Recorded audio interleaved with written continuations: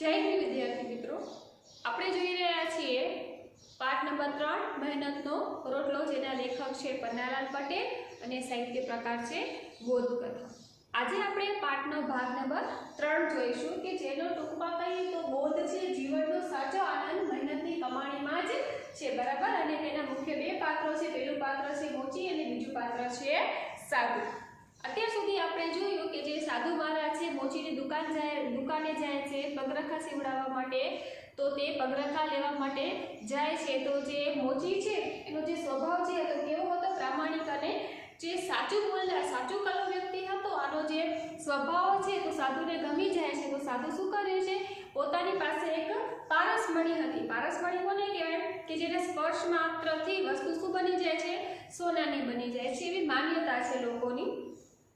તો તે પોતાના થેલામાંથી પારસમણી કાઢે છે અને જે મોચી છે એના જે ઓજારો હતા, જે સાધનો હતા એને અડાડે છે અને બધા સાધનો સોનાના થઈ જાય છે। પણ જ્યારે મોચીને આ વાતની જાણ થાય છે તો બિચારાને શું થાય છે, દુઃખ થાય છે, કારણ કે હવે એનાથી બિચારો પોતે છે કામ કરી શકે નહીં। તો શું કરે છે કે જે સોનાના જે ઓજારો છે, સાધનો છે એના ઘરના ખૂણામાં મૂકી રાખે છે અને પોતાના જે જૂના ઓજારો હતા તેને ઉપરથી ઉતારી અને કામે વળગે છે। અને માંડ 1 વર્ષ બાદ તે પોતાના નવા ઓજારો વસાવી શકે છે। ત્યારે થોડાક સમય બાદ રહી અને જે સાધુ ભગત છે, સાધુ મહારાજ છે પાછા આવે છે, ત્યારે એની અંદરથી એવું હતું કે પોતે જે મોચીના જે સાધનો ઓજારો છે સોનાના બનાવીને ગયો હતો, આ જોઈ અને જે મોચી છે એકદમ ખુશ થઈ જશે, ખુશ થઈ ગયો હશે અને મારી આવો ભગત કરશે, મારો આભાર માનશે, મારું સ્વાગત કરશે। પણ અહીં એવું કાંઈ થતું નથી। ઉલટાનો જે મોચી છે તેને ઠપકો આપે છે, તેને વઢે છે કે તમે શું કરવા આવું છે કાર્ય કરી ગયા, મારે કે તમારા સોનાના ઓજારો જોઈતા નથી, એ રહ્યા ખૂણામાં, તમે તમારા ઓજારો છે પાછા લઈ જઈ શકો છો। ત્યારે સાધુ કહે છે કે તારી કે ભૂલ થાય છે, એ કે જે ઓજારો છે કેવા છે કે તું એને પિત્તળના સમજી બેઠો છે, પણ પિત્તળના નથી, કેવા છે તે સોનાના છે। તો મોચી કહે છે કે હા મહારાજ, કે મારે ખબર છે કે સોનાના છે, પણ તે મારા કે બાવડાના બળથી કમાયેલું સોનું નથી અને જે મારા હાથનું ન હોય એ વસ્તુ મારે જોઈએ નહીં। તો જે સાધુ મહારાજ છે તેનો આ ગુણ જે છે એને સ્પર્શી જાય છે અને કહે છે કે આજ પછી પોતે પણ શું કરશે, પોતાના બાવડાની મહેનતથી જ છે તે પોતાનું જીવન છે તે જીવશે। સાધુ કોઈ ઊંડા વિચારમાં પડી ગયા હતા। પોતાના કામે વળતા મોચીએ સાધુને પૂછ્યું કે મૂંગા થઈ ગયા। હવે જે સાધુ જે છે ને વિચાર કરે છે કે વ્યક્તિ જે છે કેવો કહેવાય, બરાબર, કે ઘર આંગણે લક્ષ્મી જે છે એને ચાંદો કરવા આવી છે અને તે ના પાડે છે। આ જોઈ અને જે સાધુ છે પણ ખુશ થાય છે અને વિચારે છે કે મારે પણ હવે આના જેવું જીવન જીવવાનું છે, વિચાર કરે છે। ત્યાં સુધી જે છે જે મોચી છે તે સાધુને કહે છે કે કેમ તમે કે મૂંગા થઈ ગયા। ત્યારે સાધુ શું કહે છે, હું મૂંગો નથી થઈ ગયો, વિચારમાં પડી ગયો છું। શા વિચારમાં પડી ગયા છો મહારાજ? મેં તમને કહ્યું તે કંઈ ખોટું કહ્યું છે? તમારી વાત નથી, મારી વાત છે। સાધુએ મોચી સાથે ગંભીર ભાવે જોઈને કહ્યું, હું પણ નાનું મોટું તો તપ જ કરું છું ને, જેમ મારી પાસે સોનું બનાવવાનું સાધન છે છતાં મેં એનો ઉપયોગ મારી જાત માટે કદીએ કર્યો નથી। ભિક્ષા માંગીને પેટનો ખાડો પૂરું છું, પણ આજે તારી આ ભિક્ષાનો જે ગર્વ મારામાં હતો તે પણ ગાળી નાખ્યો છે। આજથી તમે મારા ગુરુ, બરાબર। ભિક્ષા માંગવી એટલે કે ઘરે ઘરે ફરીને જે ભિક્ષા માંગે છે એ સાધુ, એને કહેવાય માધુકરી। શું કહેવાય એને? માધુકરી।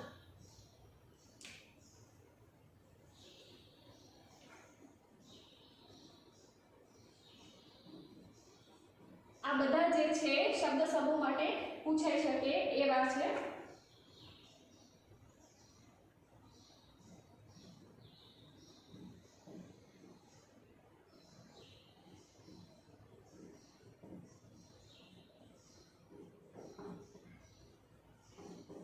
ઘરે ઘરે ફરી અને ભિક્ષા માંગનાર એ કહેવાય માધુકરી। તો શું કહે છે કે હું પણ એક જાતનું તપ જ કરું છું ને, એ કે મારી પાસે કે પારસમણી છે, તેમ છતાં મેં મારા માટે ક્યારે પણ એનો ઉપયોગ કર્યો નથી, પણ આજે તારી આ ભિક્ષાનો જે ગર્વ મારામાં હતો તે પણ ઘડી રાખ્યો છે। આજથી તમે કે મારા ગુરુ છો, આજથી હું તમારો આ દાખલો યાદ કરીશ ને મારા ગર્વને દોતો રહીશ। મોચી કામ કરવું ભૂલી ગયો અને સાધુની પીઠ પાછળ જોતો રહ્યો. કામે વળતા બબડ્યો, આપ ખરા સાધુ છો. બરાબર. હવે સાધુ જે છે સમજી જાય છે અને મોચી ભગતને કહે છે કે મોચી ભગત, હું જે કાર્ય કરું છું એ પણ કેવું છે, એક જાતનું તપ જ કહેવાય ને, કારણ કે મારી પાસે પારસમણી છે, તેમ છતાં અત્યાર સુધી મેં એનો ક્યારે પણ ઉપયોગ કર્યો નથી. એટલું કહેતા અને ત્યાંથી જતા રહે છે. અને જે મોચી ભગત છે પોતાનું કામ છે એ મૂકી, બરાબર, પોતાનું કામ છે અધવચ્ચે મૂકી અને તેમની પીઠ પાછળ તેમને જોતો રહે છે. કારણ કે જે સાધુ છે શબ્દો કહેતો ગયો છે મોચી ભગતને કે મોચી ભગત, આજથી તમે મારા ગુરુ છો. ગુરુ કોને કહેવાય કે જેની પાસેથી આપણે શીખવા મળે છે, ભલે એ નાનો વ્યક્તિ હોય, બરાબર, પણ જેની પાસેથી આપણે કંઈક શીખવા મળે છે એ શું છે, આપણા ગુરુ છે. ભલે સાધુ છે પણ તેમને છે મોચી પાસેથી પ્રામાણિકતાનો જે બોધ મળ્યો છે, કંઈક શીખ મળી છે, એટલા માટે સાધુ એમ કહે છે કે આજથી તમે મારા શું છો, ગુરુ છો, અને આ તમારી જે વાત છે, આજે તમારો બોધ છે એ હું જીવનભર યાદ રાખીશ. એમ કહી અને તેઓ ત્યાંથી જતા રહે છે. તો મોચી ભગત છે તેને જોતા રહે છે અને પીઠ પાછળ જે છે કંઈક બોલે છે. શું કહે છે? આપ ખરા સાધુ છો, કે હકીકતમાં શું છે, તમે છે તે ખરા સાધુ છે. કહેવાતા સાધુ નહીં કે અત્યારે જ પોતાના જે કિસ્સાઓ જે છે ભરતા હોય છે, કાંડો કરતા હોય છે અને સમાચારોમાં આપણે જોતા હોઈએ છીએ કે જે કહેવાતા સાધુની વાત નથી કરેલી અહીં, બરાબર, પણ જે હકીકતમાં સાધુ છે, જે સાંસારિક જે ભોગવિલાસ છે તેનાથી પર રહી, તેનાથી દૂર રહી અને હકીકતે લોકોની જે સેવા કરે છે, પરમાર્થ કરે છે, પરોપકાર કરે છે, એવા સાધુની અહીં વાત કરવામાં આવી છે. બરાબર. તો આપણે કયો બોધ મળે છે આનામાંથી? તો જીવનનો સાચો આનંદ મહેનતની કમાણીમાં જ રહેલો છે. બરાબર. તો અહીં આપણો સરસ મજાનો પાઠ છે તે પૂર્ણ થાય છે. હવે આપણે થોડીક ભાષા સજ્જતા જોઈએ. તો એની અંદર કેટલાક ચિહ્નનો જે છે ઉપયોગ કરેલો છે, ચિહ્ન જે છે તે દર્શાવેલા છે, એની આપણે થોડીક ચર્ચા કરી લઈએ. તો અહીં જે છે 4 ચિહ્ન દર્શાવેલા છે. 4 ચિહ્નમાં જોઈએ તો એક છે પૂર્ણ વિરામ છે, બરાબર, બીજું છે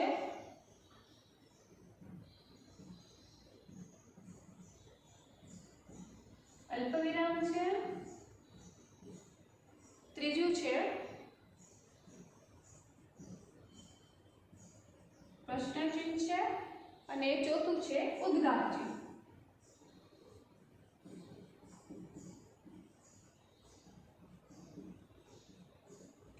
હવે આપણે ગુજરાતી ભાષા શીખીએ છીએ, ભણીએ છીએ, તો આપણે તેનામાં આવતા કેટલાક ચિહ્નો વિશેની પણ માહિતી હોય એ જરૂરી છે. તો સૌપ્રથમ આપણે પૂર્ણ વિરામની વાત કરીએ. તો પૂર્ણ વિરામ કોને કહેવાય? પૂર્ણ વિરામ એટલે થાય જે આપણે ડોટ કહીએ છીએ ને, પોઈન્ટ, કે કોઈ પણ વાક્ય છે પૂર્ણ થાય, બરાબર, આખા પેરેગ્રાફની વાત નથી, પણ કોઈ પણ વાક્ય છે, ધારો કે જીવનનો સાચો આનંદ મહેનતની કમાણીમાં જ છે, તો આપણે જે પાછળ જે નિશાની કરીએ છીએ એને કહેવાય પૂર્ણ વિરામ. પૂર્ણ વિરામનો અર્થ શું થાય કે કોઈ પણ એક વાક્ય છે તે પૂર્ણ થઈ ગયું છે, બરાબર, તો એને કહેવાય પૂર્ણ વિરામ. એની નિશાની શું હોય છે? એક બિંદુ. દાખલા તરીકે આપણે જોઈએ, કાશી નગરીમાં એક મોચી રહેતો હતો અને પાછળ શું છે? પૂર્ણ વિરામની નિશાની છે. પૂર્ણ વિરામનો ઉપયોગ વાક્ય પૂર્ણ થતું દર્શાવવામાં થાય છે. શબ્દોને ટૂંકમાં લખવાના થાય ત્યારે પણ પૂર્ણ વિરામનો ઉપયોગ થાય છે. હવે આપણે વાત કરીએ અલ્પવિરામ. તો અલ્પવિરામ છે એની નિશાની શું છે?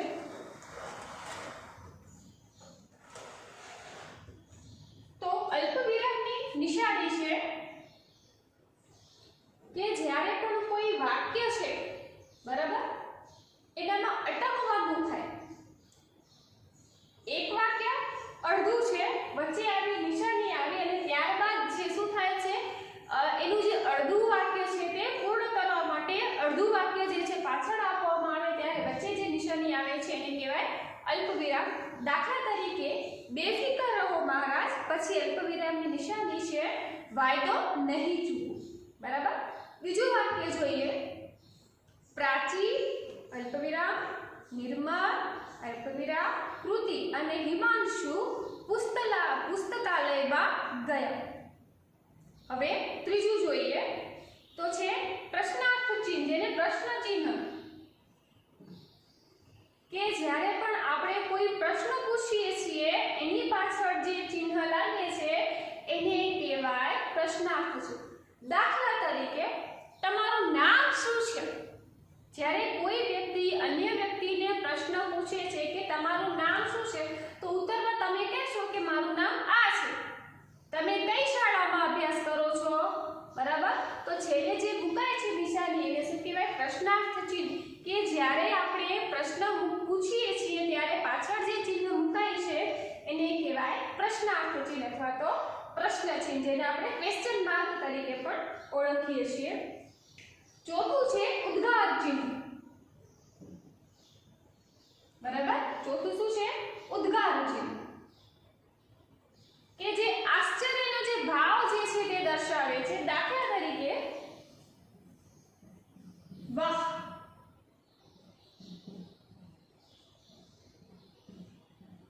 કેવું સરસ ફૂલ છે. બરાબર. તો આ જે નિશાની છે એને કઈ નિશાની તરીકે ઓળખવામાં આવે છે? ઉદ્ગાર ચિહ્ન તરીકે ઓળખવામાં આવે છે. બરાબર. પહેલું આપણે જોયું પૂર્ણ વિરામ, કે જે વાક્ય પૂર્ણ થાય તેની નિશાની છે. પછી છે અલ્પ વિરામ, જે વાક્યની અંદર જે અધુરાશ રહેલી છે તે દર્શાવે છે. પ્રશ્ન ચિહ્ન, કે જ્યારે આપણે પ્રશ્ન પૂછીએ છીએ ત્યારે પાછળ જે નિશાની મુકાય છે એને કહેવાય પ્રશ્ન ચિહ્ન. અને ઉદ્ગાર ચિહ્ન જે શું દર્શાવે છે? આશ્ચર્ય દર્શાવે છે. હવે આપણે તેના કેટલાક પ્રશ્નોની પણ સાથે સાથે ચર્ચા કરી લઈએ. મોચી ભગત સ્વભાવે કેવા હતા? તો જે મોચી ભગત છે સ્વભાવે આવ્યો. હવે મોચી ભગત છે તે સ્વભાવે પ્રામાણિક, સાચું કલા, બરાબર, અને કેવા હતા? સંતોષી હતા. આ શું છે? તેમના ગુણ છે. તમારા પહેલા પ્રશ્નનો જવાબ છે કે મોચી ભગત સ્વભાવે કેવા હતા? તો મોચી ભગત છે સ્વભાવે પ્રામાણિક, સાચું કલા એટલે કે સાચું બોલનાર અને સંતોષી હતા. આગળ પ્રશ્ન નંબર 2. મોચી પરચુરણ લેવા જવાનું કહે છે ત્યારે સાધુ શું કહે છે? સાધુ શું કીધું હતું તેને જોઈએ. હા, કે રહેવા દો ભગત, એટલા પૈસા નહીં, આપણા તરફથી તમે તમાકુ પીજો. બરાબર. જવાબમાં શું આવશે? મારા તરફથી એટલા પૈસાના તમે તમાકુ પીજો. આગળ શું કહે છે? ત્રીજો, મોચી ભગત નવા ઓજારો ક્યારે વસાવી શક્યા? તો મોચી ભગત ઠીક 12 મહિના બાદ, બરાબર, નવા ઓજારો છે તે વસાવી શકે. 12 મહિના જે છે તેમણે જૂના ઓજારોથી મજૂરી કરી અને 12 મહિના બાદ છે તે પોતાના નવા ઓજારો વસાવી શક્યા. મોચી ભગત નવા ઓજારો ક્યારે વસાવી શક્યા? 12 મહિના મજૂરી કરી અને ત્યારબાદ તેઓ નવા ઓજારો વસાવી શક્યા. માણસના હાથ પગ વિશે મોચી ભગત શું માને છે? માણસના હાથ પગ વિશે મોચી છે તે શું માને છે? તો જોઈએ. તેઓ માને છે કે ભગવાને જે હાથ પગ છે તે બેસવા માટે નથી આપ્યા. બરાબર. કે બેઠા બેઠા ખાવા માટે નથી આપ્યા, પણ જે હાથ પગ છે શું કરવા માટે આપ્યા છે? મહેનત કરવા માટે આપ્યા છે, કામ કરવા માટે આપ્યા છે. જોઈએ એકવાર. માણસના હાથ પગ વિશે મોચી ભગત શું માને છે? તો માણસના હાથ પગ વિશે મોચી ભગત એમ માને છે કે ભગવાને હાથ પગ કાંઈ બેઠા રહેવા માટે નથી આપ્યા, બેસવા માટે નથી આપ્યા, પણ શેના માટે આપ્યા છે? કામ કરવા માટે, મહેનત કરવા માટે આપ્યા છે. છેલ્લે મોચી ભગત સાધુ વિશે શું કહે છે? જે આપણે છેલ્લું વાક્ય જોયું ને કે સાધુ જાય છે એની પીઠ જોઈ અને જે મોચી છે શું કહે છે? આપ ખરા સાધુ. હવે આપણે પ્રશ્ન નંબર 2 જોઈએ કે સાધુને ક્યારે નવાઈ લાગી? બરાબર. તો ક્યારે નવાઈ લાગે છે? કે તેઓ ઘણા સમય બાદ પાછા આવે છે મોચી પાસે અને કહે છે કે મને ઓળખો છો? ત્યારે શું કીધું તું મોચીએ? કે ઓજારો બગાડી ગયા હતા એ જ ને તમે સાધુ મહારાજ? આ સાંભળી અને જે સાધુ છે એને શું લાગે છે? નવાઈ લાગે છે, એટલે કે આશ્ચર્ય થાય છે.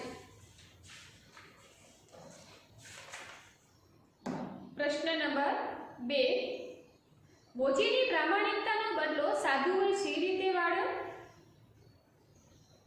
મોચીની પ્રામાણિકતાનો બદલો સાધુએ શી રીતે વાળ્યો? બરાબર. તો જે મોચીના જેટલા પણ ઓજારો હતા, સાધનો હતા, એને પારસમણી વડે શું બનાવી દીધા? સોનાના બનાવી દીધા હતા. આ રીતે બધા ઓજારો છે તે સોનાના બનાવી દીધા હતા. આવી રીતે તેણે બદલો વાળ્યો. મોચીને ક્યારે દુઃખ થયું? કે જ્યારે તેણે જોયું કે તેના ઓજારો છે તે સોનાના બની ગયા છે. આ જોઈને મોચીને દુઃખ થયું. બરાબર. મોચીને ક્યારે દુઃખ થયું? કે મોચીએ જ્યારે જોયું કે પોતાના જે બધા સાધનો એટલે કે ઓજારો છે કેવા બની ગયા છે? સોનાના બની ગયા છે. આ જોઈને તેને દુઃખ થાય છે. મોચીને કેટલા સમય પછી નવા ઓજારો મળ્યા? તો મોચીએ તેના જે સોનાના જે ઓજારો હતા એને ઘરના ખૂણામાં મૂકી દીધા અને પોતાના જે જૂના ઓજારો હતા તેનાથી તેણે 1 વર્ષ સુધી મજૂરી કરી અને 1 વર્ષ બાદ છે તેણે નવા ઓજારો ખરીદ્યા, એટલે કે 12 મહિના બાદ. હવે કોણ બોલે છે તે લખવાનું છે. મારી પાસે સીવેલા તૈયાર નથી. આ વાક્ય કોણ બોલે છે? મારી પાસે સીવેલા પગરખા તૈયાર નથી. તો આ વાક્ય મોચી બોલે છે. બેફિકર રહો મહારાજ, વાયદો નહીં ચૂકવું. બરાબર. આ પણ વાક્ય કોણ બોલે છે? મોચી ભગત બોલે છે. ક્યારે બોલે છે? કે જ્યારે સાધુ છે વારંવાર ત્યાં આવે છે તેમની દુકાને પગરખા લેવા માટે, ત્યારે કહે છે કે તમે ચિંતા ન કરો, બેફિકર રહો, તમને સમયસર તમારા પગરખા મળી જશે. એટલે કે મોચી ભગત બોલે છે. હરામનો પૈસો મને ન ખપે. આ પણ વાક્ય કોણ બોલે છે? મોચી બોલે છે. આ કાચી દુકાનને પાકી કરો. આ વાક્ય કોણ બોલે છે? સાધુ બોલે છે. ક્યારે? કે જ્યારે તે બીજી વખત મળવા જાય છે મોચીને, ત્યારે મોચી કહે છે કે આ તમારા એક સોનાના ખૂણામાં પડ્યા છે, મારા ઘરના ખૂણામાં સોનાના સાધનો પડ્યા છે, તમે એને લઈ જાઓ. ત્યારે સાધુને નવાઈ લાગી છે. ત્યારે કહે છે કે તમે કે 2-3 નોકર રાખી લ્યો. બરાબર. અને જે કાચી દુકાન છે તેને તમે પાકી કરો, તમે વાપરો અને જલસા કરો. હવે પ્રશ્ન નંબર 4 છે. અધૂરા વાક્યોની પૂર્તિ કરો. સાધુ કહે, જરૂર હો, મારે પરમ દિવસે સાંજે જવું છે, માટે ઢીલ ન થાય. મહારાજ, તમને માણસ પારખતા આવડતું નથી? આખી દુનિયા તે જોઈએ ક્યાં છે? મહારાજ, તમને માણસ પારખતા આવડતું નથી, આખી દુનિયા ખાલી જગ્યા છે. તો એ વાક્ય છે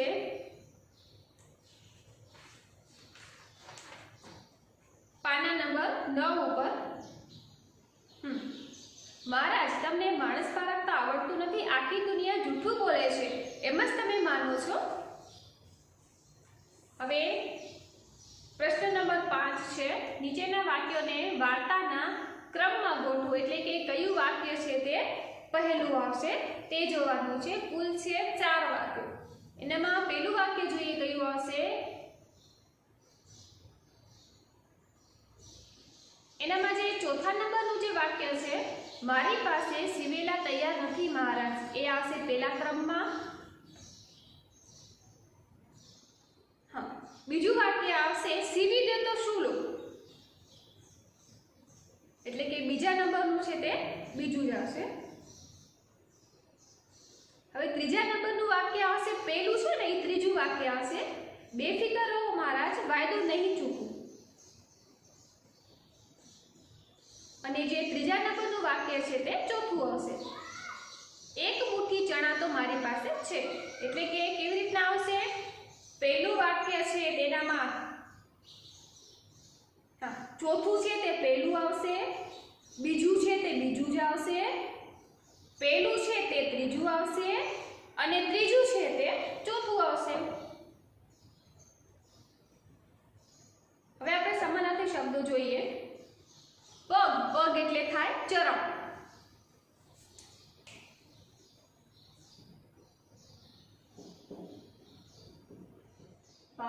વધુ ચરણ. પછી છે નવાઈ.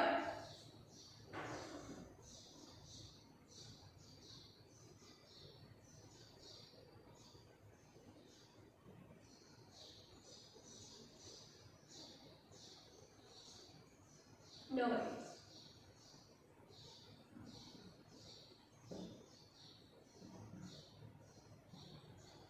આશ્ચર્ય અથવા તો વિસ્મય. આગળ છે કિંમત. કિંમત એટલે થાય મૂલ્ય.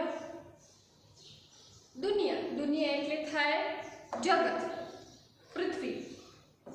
ઓજાર. ઓજાર એટલે થાય સાધનો. પછી છે આનંદ. આનંદ એટલે થાય હર્ષ.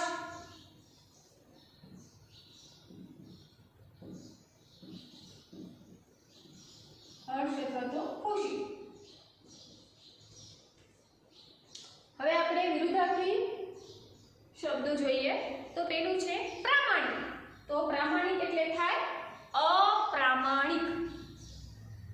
જૂઠું. જૂઠું એટલે થાય ખોટું. તો શું થાય? વિરુદ્ધાર્થી સાચું. વિશ્વાસ અવિશ્વાસ.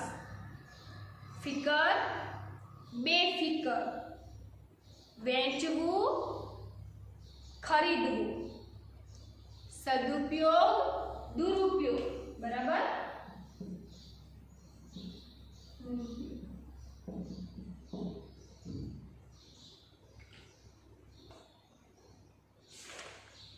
હવે પ્રશ્ન નંબર 8 છે નીચેના કોષ્ટકમાંથી દર્શાવ્યા પ્રમાણે રૂઢિપ્રયોગ શોધો. જે તે રૂઢિપ્રયોગનો અર્થ સામે તે રૂઢિપ્રયોગ લખો. બરાબર. પેજ નંબર 16 ઉપર છે પગ ઉપાડો. તો સામે લખેલું છે ઝડપથી ચાલવું. તો દુખી થવું. બેદરકારીથી બાજુમાં મૂકવું. જાત મહેનતથી અને શ્રમ કર્યા વિના નિરાતે ઉપભોગ કરો. તો પેલું છે દુખી થવું.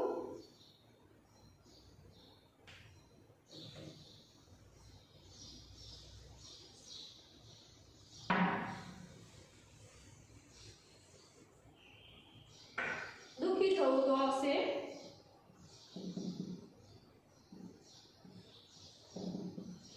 જીવ બળવું. પછી બીજું છે બેદરકારીથી બાજુમાં મૂકવું.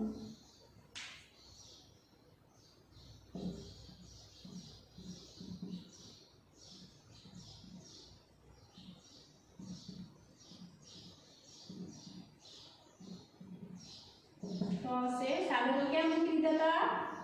ખૂણામાં.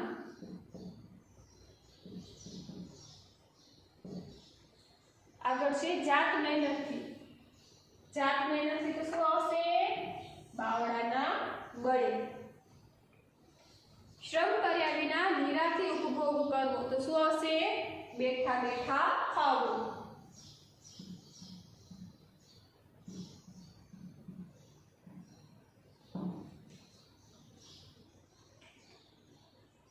હવે જોઈએ પ્રશ્ન નંબર 9. વિચારો અને લખો. આ તમારે જાતે કરવાનો પ્રશ્ન છે કે મોચીની જગ્યાએ તમે હોત તો છેલ્લે છે ક્વેશ્ચન માર્ક. તમને પ્રશ્ન પૂછવામાં આવ્યો છે કે અત્યારે જે પરિસ્થિતિની અંદર જે મોચી છે, બરાબર, તો મોચીને જે સોનાના ઓજારો મળ્યા તો એનો ઉપયોગ ન કર્યો અને ખૂણામાં રાખી દીધા અને પોતે છે બાવળાના બળે એટલે કે જાત મહેનત કરી અને પાછા છે તે કમાવા લાગ્યા. તો એની જગ્યાએ તમે હોત તો તમે શું કરત? કે તમને સોનાના ઓજારો મળે છે તો એ જગ્યાએ તમે શું કરો?